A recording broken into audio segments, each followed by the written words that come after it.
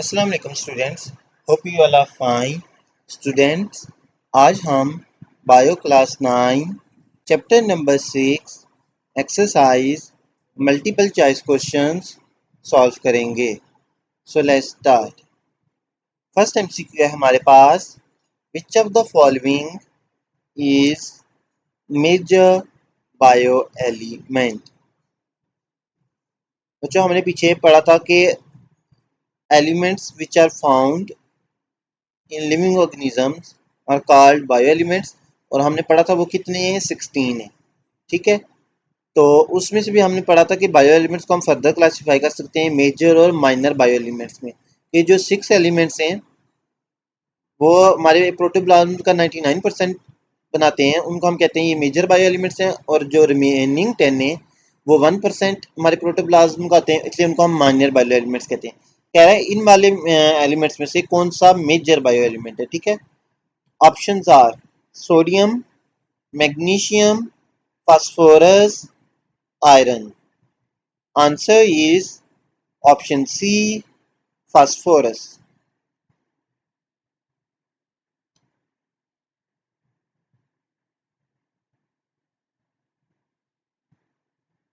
Next is peptide bond is formed between two.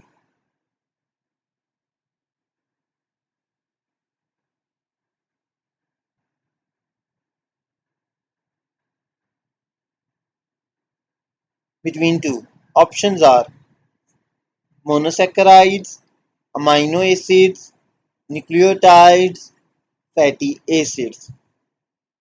Answer is option B, amino acids. बच्चों, दो amino acids के बीच में जो बॉन्ड होता है उसको हम क्या कहते हैं, peptide bond. Next MCQ is during translation sequence of amino acids in the protein is decided on the basis of sequence of nucleotides in। कह रहा बच्चों, जो ट्रांसलेशन में जो प्रोटीन के अमाइनो एसिड्स का सीक्वेंस होता है वो किस बेस पे डिसाइड हो होता है, on the basis of nucleotides of, किसके nucleotides. Options are transfer RNA, ribosomal RNA, transfer RNA, DNA. बच्चों, अगर आप गौर करें तो ट्रांसफर आरएनए दो जगह पे है, तो ये मिस्टेकनली प्रिंटिंग मिस्टेक है। ये जो ऑप्शन ए या ऑप्शन सी में से किसी एक को भी आपने चेंज कर लेना है। इसका जो आंसर है वो है मैसेंजर आरएनए। इसकी जगह आपने क्या लिख लेना है, एम आरएनए, यानी मैसेंजर आरएनए।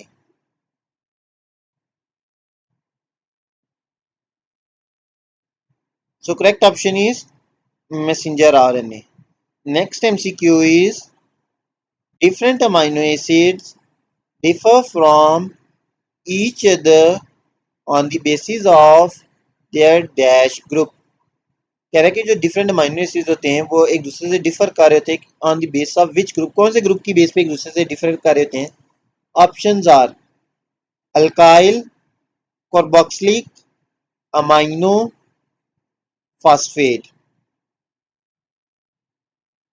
बच्चों, हमने पढ़ा था अमाइनो एसिड के स्ट्रक्चर में कि जो अमाइनो एसिड के पास एक सेंटर में कार्बन होता है जिसको हम अल्फा कार्बन कहते हैं, और उसके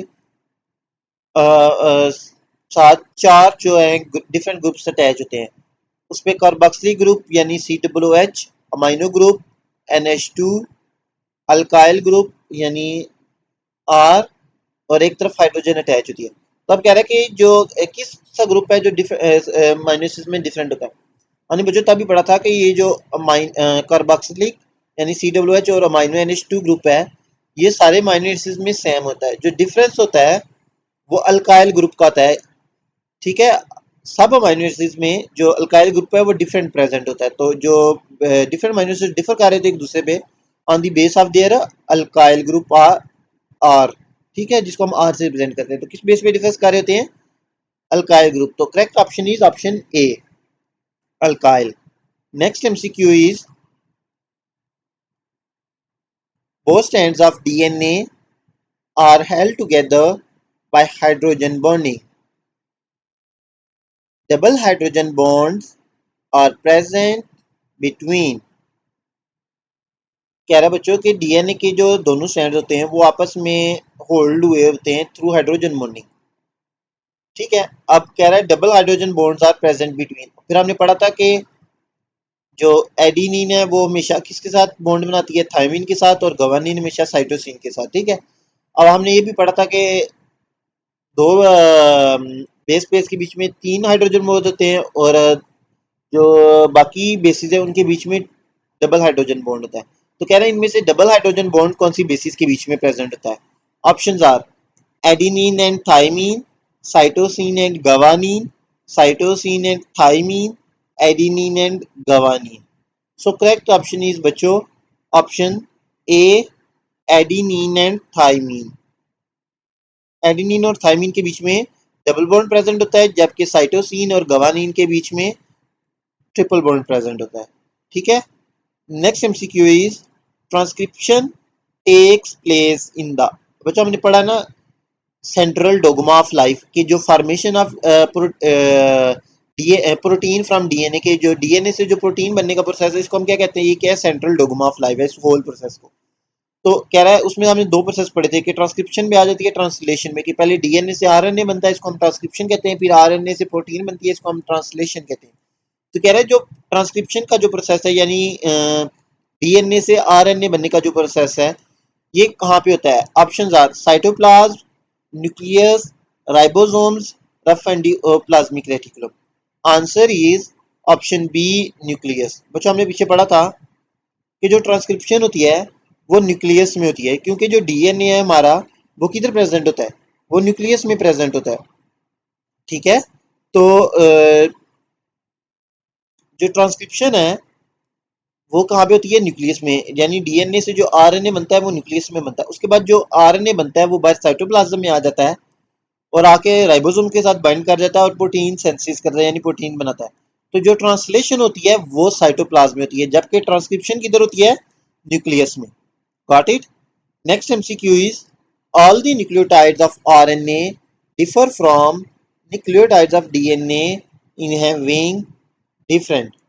कह रहा है कि आरएनए के जो न्यूक्लियोटाइड्स हैं, न्यूक्लियोटाइड हमने पढ़ा था ना कि जो बेसिक यूनिट है किसका, न्यूक्लिक एसिड का जो बनाता है, वो क्या है, न्यूक्लियोटाइड है। और उसके तीन कंपोनेंट्स पढ़े थे हमने, pentose sugar, nitrogen base and phosphate group पढ़ा था। कह रहा है कि आरएनए के जो न्यूक्लियोटाइड्स हैं वो डिफर होते हैं, यानी डिफरेंट होते हैं डीएनए के न्यूक्लियोटाइड से। किस चीज में, in having different nitrogen base, pentose sugar, phosphate group, carboxylic group. Answer is option B, pentose sugar.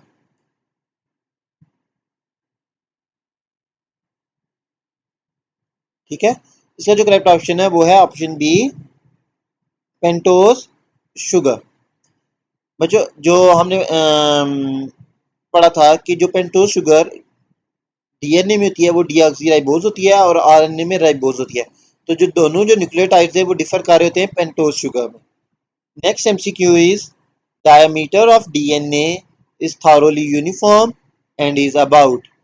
Very easy बच्चों, ये हमने वेटसन एंड क्रिक मॉडल ऑफ जो डीएनए है उसमें पढ़ा था, ये डीएनए के स्ट्रक्चर में, कि उन्होंने बताया था कि जो डीएनए का डायमीटर है वो थारोली यानी थ्रू आउट वो यूनिफॉर्म सेम होता है, और वो कितना होता है बताया था। Options are 34 nanometre, 3.4 nanometre, 2 nanometre, 1.1 nanometre.